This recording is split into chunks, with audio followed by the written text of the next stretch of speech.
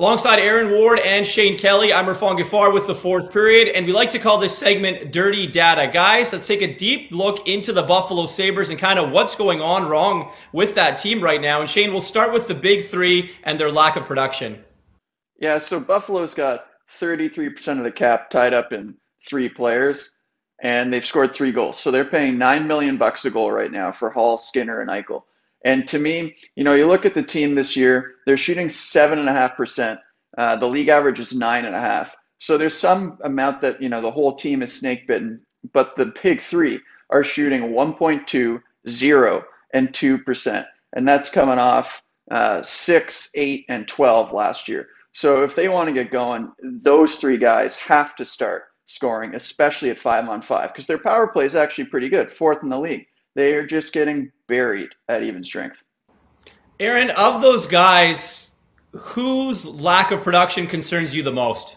Well, I'd like to say it's Skinner because we've kind of known this for a while. The Carolina Hurricanes divorced themselves from Skinner, part and due to the fact that they didn't think the production could be maintained, the other fact that they had some concussion issues. So I'd say Skinner is a big issue, but that cannot fall on the current regime. Kevin Adams inherited Skinner.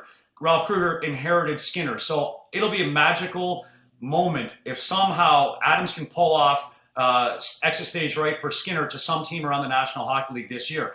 For me, you look at Hall. Hall hasn't been the biggest of problems. I think he's a guy that's still showing both in body language and what he's saying and all the things that are intangible about him, knowing clearly that he has another year coming somewhere else or there, wherever it is. The effort's there. The attempt is there. It's just not getting done.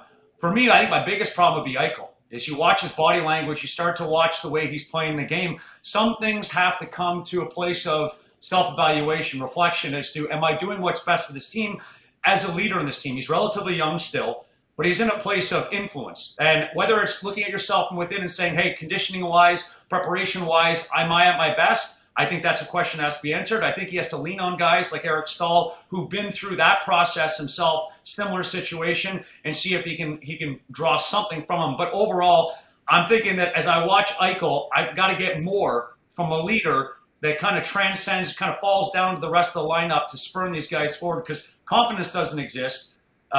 There's not a whole lot going on in Buffalo to build off of. So your stars have to be your stars at some point and gain control and take control. Shane, does Eichel have that in him to have that? Do his numbers suggest that he can be that play-driving guy that they need? Oh, for sure. I mean, if you look at him the last couple of years, he's been among the best forwards at 5-on-5 in the NHL. He's never going to be a McDavid, and he tends to shoot the puck from really far away. McDavid's kind of the poster boy for getting in close to the puck. He's shooting from 20 feet away on average. Eichel, 35.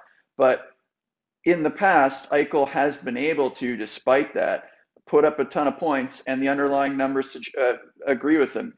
His expected goals have always been right around his actual goals. His 5-on-5 possession numbers have always been really good. And this year, for whatever reason, those numbers have declined, but not as much as his shooting percentage. I mean, to go from a 12 to 2 is just, no one in the league is going to be able to survive that. But for me, the bigger issue is Skinner's deployment. He's playing 13:30 a night right now, mostly on the 4th line with really hard deployment. He's getting a lot of starts coming in the defensive zone.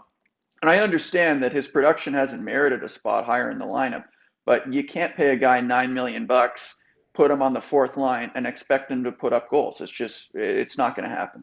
The situation with Skinner, though, it's chicken and the egg. Is does he warrant getting better minutes? And he doesn't. He hasn't shown it. So, I mean, yes, $9 million and he has the potential, but how long do you wait for that potential to finally show up? That's the key for a team that's struggling.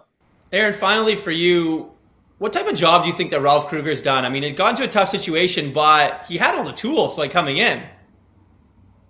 You've got guys saying the right thing. Like Eichel's come out and said he's the guy he wants to play for. I think mentally he's the type of coach that, when we talk about a player's coach, he's more than that. Everybody knows he's advanced in terms of looking at the psychology of players, addressing each guy individually, knowing what they need in the moment. In terms of having the right guy here, I mean, he's definitely not a Tortorella. He's not that type of player. He's not a coach. He's not a Scotty Bowman. He's a guy that's going to try and work with each individual to figure out what they need best. But again, it gets to a point where the coach can only do so much. Players have to own this, as you called it, dumpster fire. It's not there, and it's not happening for them. And as professionals, you got to know eventually the blame falls on you when you're not performing. Definitely. Thanks for this, guys. The Sabres hope to put out the dumpster fires and get their stars going here in the second half of the season.